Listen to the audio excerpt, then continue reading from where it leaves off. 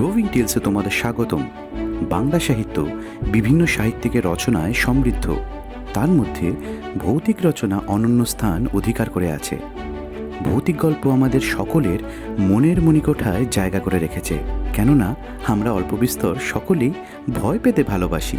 আমার সবসময় চেষ্টা থাকে যাতে তোমাদের বিভিন্ন রচনাকারের ভৌতিক ও রোমাঞ্চকর গল্প শোনাতে পারি। তাই আমার অনুরোধ, তোমরা চ্যানেলটিকে সাবস্ক্রাইব করে রেখো আরও এরকম ভৌতিক গল্প শোনার জন্য। আজকে তোমাদের জন্য পোপো মুখোপাধ্যায়ের ভৌতিক গল্প গাজলের পীর বাবা। প্রধান চরিত্রে গল্পের কথক তুষারদা, দিলীপদা ও পীর বাবা। শুরু হচ্ছে আজকের গল্প গাজলের পীর বাবা।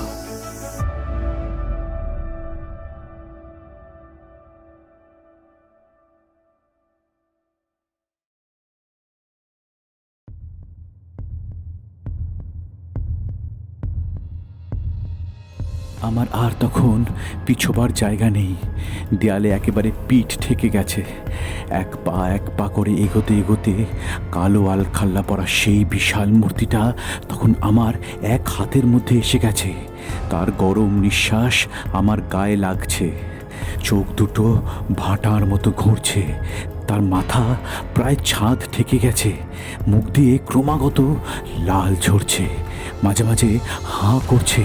দাঁতগুলো ধারালো ছুরির মতো চকচক করছে। আর এক পা এগোলেই আমাকে ধরতে পারবে। আমার সমস্ত স্নায়ু যেন অবশ হয়ে গেল। পালাবার রাস্তা নেই এটা বোঝার সঙ্গে সঙ্গে হৃৎপিণ্ডটা যেন বুকের খাঁচার উপর দমাদম ঘা মারছিল। একটা ঠান্ডা শিরশিরানি সারা শরীরে কাটা দিয়ে গেল। এবার আমি শেষ।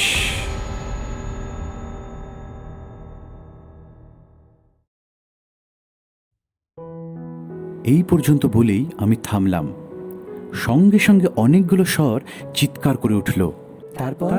তারপর কি হলো? তুমি বাঁচলে কেমন করে? তারপর মূর্তিটা কি করলো? আমি চোখ বুজে চায়ে এক চুমুক দিয়েই বললাম, দাঁড়া, যা টেনশন, আমারই গলা শুকিয়ে যাচ্ছে, একটু গলা ভিজিয়ে নিই। এবারে ছোটদের সঙ্গে বড়রাও গলা মেলালো। আমার মাসতুতো দাদা তুষারদা বলল, তুই একেবারে মোক্ষম জায়গায় থামলি। এমন ক্লাইম্যাক্সে পৌঁছে কেউ থামে? আমি হেসে বললাম, ওটাই তো আসল। কখন থামতে হবে এটা বড় লেখক আর বড় ওস্তাদ ছাড়া কেউ জানে না।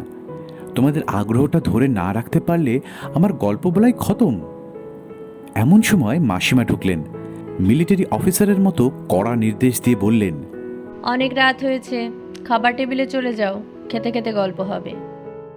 অগত্যা গুটি গুটি সবাই গিয়ে বসলাম খাবার টেবিল ঘিরে।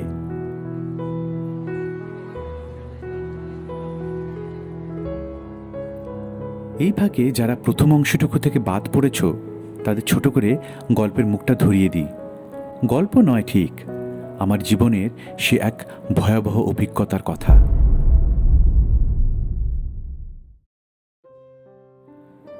ঘটনাটি ঘটেছিল গত বছর শীতকালে, মানে ডিসেম্বর মাসে। জায়গাটার নাম গাজল। মালদা থেকে প্রায় 40 কিলোমিটার দূরে। বাসের যোগাযোগ ভালোই আছে। একদম গ্রাম এবং মুসলমান প্রধান। সেই গ্রামে এক মস্ত সাধক আছেন। তিনি পীর বাবা নামে খ্যাত। গোটা উত্তরবঙ্গে সবাই এক ডাকে চেনে। পীর বাবার অনেক অলৌকিক শক্তির অধিকারী। কোনো শনিবার অমাবস্যা পেলে তিনি সারা রাত কঠিন সাধনায় বসেন। সেই সময় তার উপর জিনের ভর হয়। ভরের মুখে তিনি অনেকের ভূত ভবিষ্যৎ বলে দেন।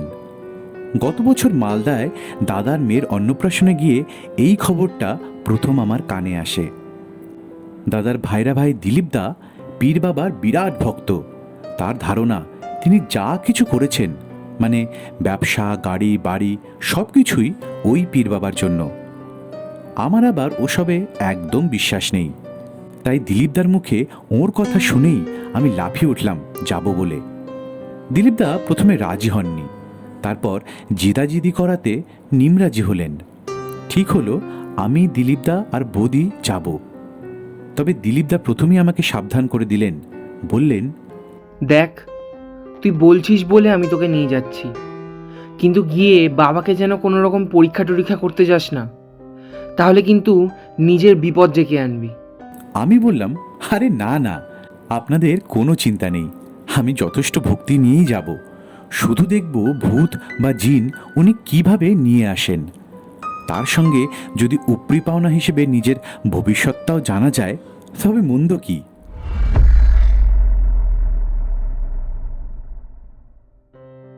আমরা প্ল্যান মোতাবেক শনিবার রাত 8টার সময় স্টার্ট করলাম। দিলীপদা আর বৌদি সারাদিন উপোস করেছেন। ওখানে নাকি এই নিয়ম। আমি অবশ্য ওইদিকে যাইনি, শরীরকে কষ্ট দিয়ে কিছু করা আমার ধাতে সয় না। বেরুবার সময় বৌদি দেখি প্রচুর ফল ফুল বেলপাতা বোঝাই করা একটা সাজি সঙ্গে নিয়েছেন। আমি আর কি নেব, গলায় ঝোলানো ক্রসটা মাথায় ঠেকিয়ে নিলাম। পকেটে নিলাম বিদেশি চার্জার টর্চটা।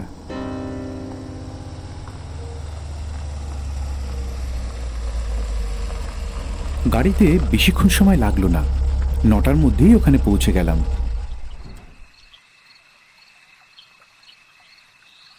একদম গ্রাম, অধিকাংশ মাটির বাড়ি। আমরা যে বাড়িটার সামনে গিয়ে নামলাম সেটাও মাটির, তবে মাথাটা টিন দিয়ে ঢাকা, সামনে অনেকটা উঠোন। একে শীতকাল, তার উপরে অমাবস্যা, চারিদিকে ঘুটঘুটে অন্ধকার। বারান্দায় একটা টিমটিমে আলো জ্বলছিল। আমরা সেই দিকে এগোলাম। কাছে গিয়ে দেখি দুজন পুরুষ ও একজন মহিলা চাদর ঢাকা দিয়ে একটা হ্যারিকেনের পাশে বসে আছে। কারুরই মুখ দেখা যাচ্ছে না। বাবার কথা জিজ্ঞাসা করাতে ওরা আমাদের বসতে বলল। বৌদি আর দিলীপদা ওখানেই বসে পড়লেন। আমি বসলাম না, বাড়িটার চারিদিক ঘুরে দেখতে লাগলাম। মাটির বাড়ি হলেও বেশ শক্ত, পিছন দিকে অনেক বড় বড় পাথর ফেলা আছে। কী জন্য কে জানে। আমি পিছন দিকের একটা দরজা টরজা থাকবে আশা করেছিলাম, কিন্তু সেসব কিছুই নেই। সামনের ওই একটা দরজাই সম্বল। আমি পিছন দিকে প্রতিটা ইঞ্চি জায়গা টর্চ দিয়ে তন্ন তন্ন করে দেখছিলাম। পাশেই একটা বেল গাছ, তার ডালে উঠে ছাদে উকি মারলাম, কোনো কিছুই নেই। আমি হতাশ হয়ে যখন সামনের দিকে চলে আসবো ভাবছি, হঠাৎ দেখি একটা কালো মোটা লোক চাদরে মুখ অর্ধেক ঢাকা আমার সামনে হাজির। আমি দারুণ চমকে গেছি। লোকটা ঠান্ডা গলায় বলল, এইখানে কি করছেন? এদিকে আসা বারণ আছে, জানেন না?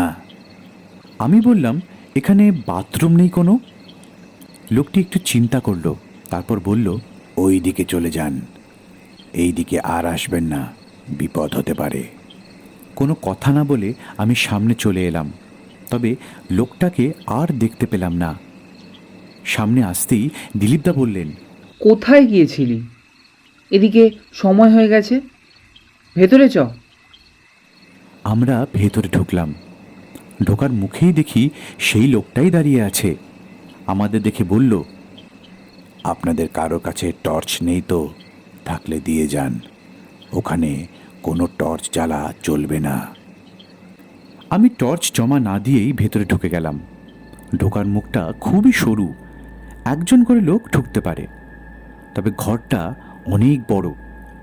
একদিকে টিমটিম করে একটা প্রদীপ জ্বলছে, যতটুকু না আলো দিচ্ছে তার চেয়ে বেশি ছায়া। সেই আলোয় দেখলাম এক কোণে পীর বাবা বসে আছেন একটা বাঘছালের আসনে। কালো আলখাল্লা পরা বিশাল চেহারা, সাদা দাড়ি অনেকটা ঝুলছে, মাথায় টাক, দু চোখ বোজা, গলায় পুতির মালা, মালা জপ করছেন। একটা নির্দিষ্ট সংখ্যা পূরণের সঙ্গে সঙ্গে মালা মাটিতে ঠক করে ঠেকাচ্ছেন। ওই আওয়াজটা যেন ঘরে প্রতিধ্বনিত হয়ে অনেক গুণ হয়ে আমাদের কানে বাজছে। আমরা ছাড়াও ঘরে আরও দর্শনার্থী ছিল, বেশিরভাগই মহিলা, সবই গ্রামের দিকের। সবারই হাতে ফুলের ডালা, মিষ্টির বাক্স। আমরা শহর থেকে এসছি বলে বোধহয় সবাই আমাদের সামনের জায়গাটা ছেড়ে দিল। আমরা মাটিতে বসলাম। মেঝেটা খুব ঠান্ডা। আমি একটু পরেই উঠে দাঁড়ালাম। কবজি উল্টে দেখলাম রাত 12:30। তার মানে এখনো আধ ঘন্টা। বাবার নাকি ভর হয় ঠিক 1টার সময়। গ্রাম বলে বোধ হয় চারিদিক একেবারে নিস্তব্ধ। সবাই এক দৃষ্টে বাবার দিকে তাকিয়ে আছে। আমি পিছন ফিরে সেই লোকটাকে খোঁজার চেষ্টা করলাম। দরজায় এখন আর সে নেই, দরজাটা বন্ধ। বাবার পিছন দিকে বিরাট ছায়া দুলছে। এক দৃষ্টে তা দেখতে দেখতে আমার বোধহয় একটু তন্দ্রা মতো এসছিল। হঠাৎ প্রচণ্ড শব্দে চমকে উঠলাম। শোঁ শোঁ শব্দ করে বিশাল একটা কিছু বাড়ির চালায় এসে বসলো মনে হলো। চালাটা মরমর করে উঠল। নিমেষের মধ্যে দেখি পীর বাবার দেহটা আরো লম্বা ও বড় হয়ে গেল। মাথাটা প্রায় ছাদ ঠেকেছে। চোখের মণিগুলো যেন বড্ড চকচক করছে। পাশ থেকে একজন বলল, বাবার ভর হয়েছে, আপনাদের যা প্রশ্ন করার করুন। সবাই প্রণাম করে একে একে নিজেদের প্রশ্ন করতে লাগলো। একটা খুব ঠান্ডা কণ্ঠস্বরে দূর থেকে উত্তরগুলো ভেসে আসছিল। আওয়াজটা ঠিক যান্ত্রিক নয়, আবার মানুষের গলাও নয়, কেমন অপার্থিব যেন, গায়ে কাঁটা দেয়। হঠাৎ সেই আওয়াজটা থেমে গেল। তার বদলে একটা বীভৎস স্বর ভেসে এলো। সে স্বর আমি কোনো দিনও ভুলব না। অতি বড় বীর সাহসীরও প্রাণ ঠান্ডা হয়ে যায় সে স্বর শুনলে। সেই কণ্ঠস্বর বলল, আমাকে বারবার কষ্ট দিয়ে ধরে নিয়ে আসা, একবার যদি সুযোগ পাই তাহলে তোকে চিবিয়ে খাবো। পর মুহূর্তে একটা ঝটপট আওয়াজ কানে এলো।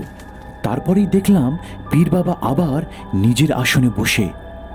দিলীপদা বললেন, বাবার নাকি রাতে 2-3 বার ভর হয়, আবার ভর হতে প্রায় 1 ঘন্টা দেরি হবে। আমি ভাবলাম এই ফাঁকে একটু বাইরে ঘুরে আসি, কিন্তু দরজার কাছে এসে দেখি তখনও তা বন্ধ। ওধার থেকে বন্ধ করে দেওয়া হয়েছে। একজন বলল, একবার ঢুকলে ভর শেষ না হওয়া পর্যন্ত বাইরে যাওয়া যাবে না। আমি আবার নিজের জায়গায় গিয়ে দাঁড়িয়ে পড়লাম। এবার কিন্তু বেশিক্ষণ অপেক্ষা করতে হলো না। প্রায় আধ ঘন্টার মধ্যেই সেই আগের মতো ব্যাপার আরম্ভ হলো। আবার বাড়িটা এত জোরে কেঁপে উঠল যে মনে হলো ছাদ বুঝি ভেঙে পড়বে। সবে 2-1 বাবাকে প্রশ্ন করছে। হঠাৎ ঘরের ভেতরে ঝোড়ো হাওয়া বইতে শুরু করলো। অবাক হয়ে ভাবলাম, দরজা তো বন্ধ, তবে এত হাওয়া আসছে কোথা থেকে? পীর বাবা মনে হলো টলছেন। টলতে টলতে তার হাত থেকে সেই পুঁতির মালা ছিটকে মাটিতে পড়ে গেল। পরক্ষণেই হি হি করে হিম শীতল হাসির শব্দ, আর তারপরেই মনুষ্যকণ্ঠের বীভৎস চিৎকার। সারা ঘরে যেন তাণ্ডব চলছে। আলোটা আগেই নিভে গিয়েছিল। সামনে প্রচণ্ড ছটপটানি হচ্ছে বুঝতে পারছি, কিন্তু কিছু দেখতে পারছি না। ভয়ে সবাই একে ওকে চাপটে ধরে দাঁড়িয়ে আছে।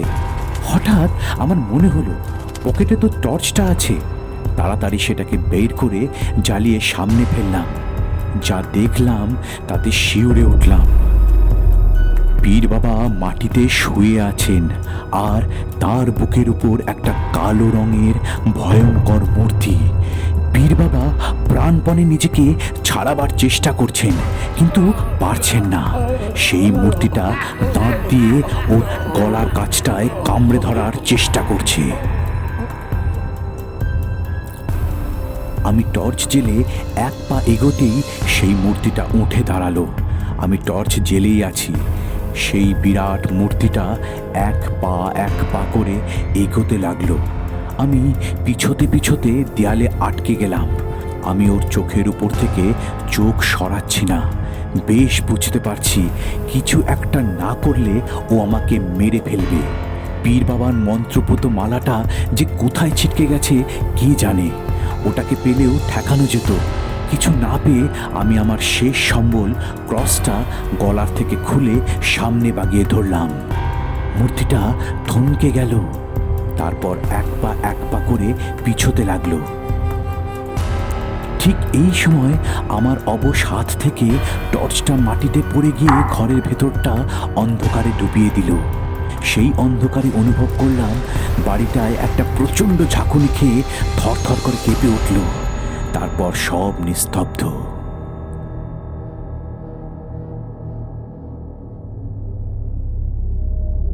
আমার গা দিয়ে তখন দরদর করে ঘাম ঝরছে। ছুটে দরজার কাছে এসে এক হ্যাঁচকা টান মারলাম, দরজা খুলে গেল। আমি দিলীপদা আর বৌদিকে নিয়ে ছুটে বেরোলাম। তারপর যে কিভাবে গাড়ি চালিয়ে বাড়ি ফিরে এসেছি আমার কিছু মনে নেই।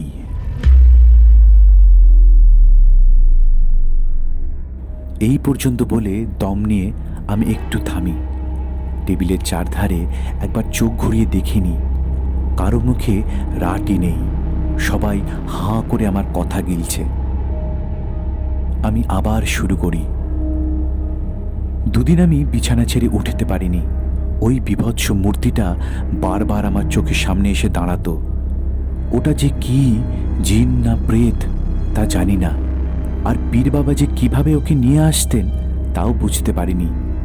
তবে পীর বাবার জীবন যে একদিন ওদের হাতেই শেষ হবে তা নিঃসন্দেহে বুঝতে পেরেছিলাম।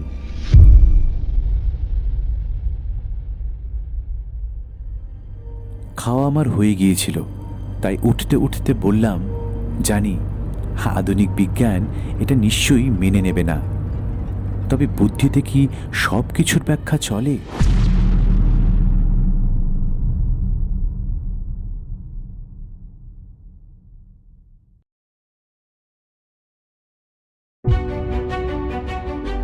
শেষ হলো আজকের গল্প গাজলের পীর বাবা, রচনায় পোপো মুখোপাধ্যায়, দিলীপদার ভূমিকায় সিদ্ধান্ত, মাসিমার ভূমিকায় তপব্রতা, গল্পের সূত্রধার, গল্পের কথক ও গল্পের অন্যান্য সব চরিত্রে আমি শীর্ষেন্দু।